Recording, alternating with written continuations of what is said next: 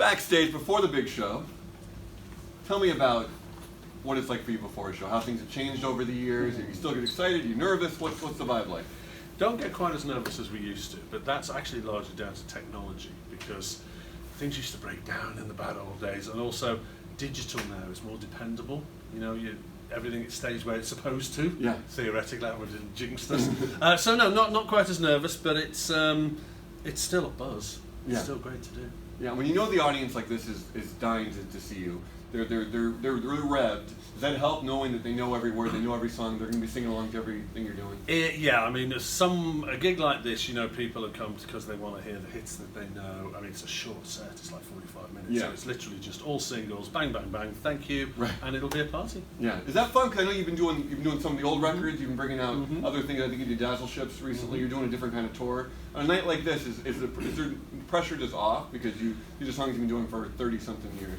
Well, we certainly should know how to play them by now. But no, the thing is that the great thing for us now is that we can wear different hats, because we get to do things like this where it's just pure nostalgia, play the hits. Yeah.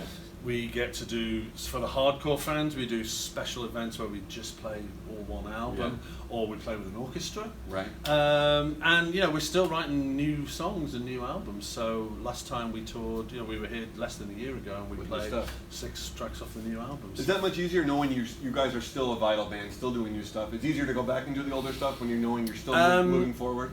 Yeah, because when we reformed now 13 years ago. We've actually been reformed longer than we were formed in the first place. But no, I think the thing is, we said no to nostalgia gigs because we wanted to be a kind of standalone, relevant contemporary band. And you know, we've done 3 new albums and we kind of done our own gigs. Of course. And then about 5 years ago, we just thought, we kept bumping into old friends and going, "Oh, are you going to do this? You're going to?" "No, do you do it?" "Oh yeah, they're great fun." And we were like, "Oh, well, maybe we should start doing these things." And they are great fun. And you know what? People come and see us when they've come to see just a whole festival of people, and then they discover us and they go, "Oh, you're great on stage. I'm going to come and see your own gig." So actually, it works. It works both ways. And knowing how much these songs mean to people, what does that mean to you as an artist? Knowing these songs are a big part of people's lives.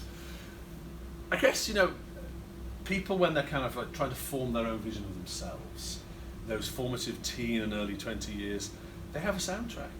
And if you are part of that soundtrack, if you're honoured to be so, it stays with them forever. Yeah.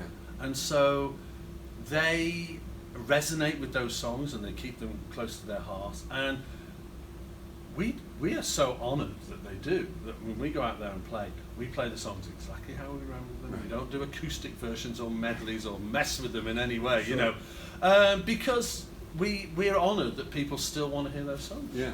And you must be conscious of how influential you guys were in terms of not just electronica, but just that whole scene, that music in general. You inspired so many bands that people, you know, you probably hear daily what your music means to people and influence other artists. What does that mean to you as someone who's been around this long to have kind of changed the landscape of pop music in so many ways? Yeah, so it was a long slog, but yeah, I mean, a lot of young bands now very kindly, you know, say nice things about us, about how, you know, influential we were on their music now. And in fact, actually, what's great now is actually with the digital culture, you know, a lot of fans of younger bands who hear about us, they can find us on YouTube or, you know, Spotify or iTunes or something. So our age demographic, it's got broader. You know, it's not just the 40s and the 50s watching us. No, and seeing kids at shows must be a great feeling. Oh, it's a buzz, it's brilliant. Yeah. And playing here in LA, compared to people like Richard Blade that I grew up listening to and being turned on to your music back in the early 80s. Yeah. What's that like for you coming here? You've got a built-in audience here probably forever. I mean, we were always bigger on the coast because of the kind of DJs that, like Richard at K-Rock and the few before we really started to have hits, we could play decent-sized gigs down the coast. But you know, we've played everywhere in LA, from the Whiskey A Go-Go to Pasadena Rose Bowl and in between. You know, so it's been amazing. All good stuff. What are you working on now? What, in terms of moving forward, what can we expect for fans? People that are just getting turned on to you, what's the future hold for OMD? Right now, we're actually indulging ourselves in a bit of nostalgia. It's our 40th anniversary. Sure. So we will actually go have a box set coming out with some unreleased stuff and blah, blah, blah. But we're also planning to do a 40th anniversary tour, Very nice. which will start in Europe at the end of this year, and we'll be back around about this time next year in the USA. And put into words what it's like when you're up there performing, everything goes well. What's that feeling like when you're closing the night, people are cheering for you? Put into words what that feeling is still like for you. It's the best buzz. I mean, you know, if you see me on stage, my dancing is quite idiosyncratic. I just go into this kind of like shamanic trance, that's what I call it anyway.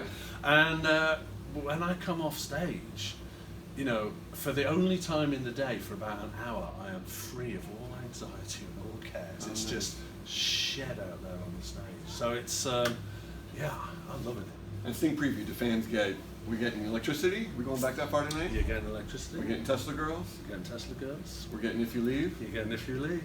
You got 3 out of 3 so far. So you want to go any more, or is that going to stay? Those are the easy ones to yeah, and you know, Forever Live and Die, and Enola Gay, and Dreaming, and Locomotion. So it's all the hits. All great stuff. All great stuff. Want more extra? Hit the subscribe button and the bell and never miss a video.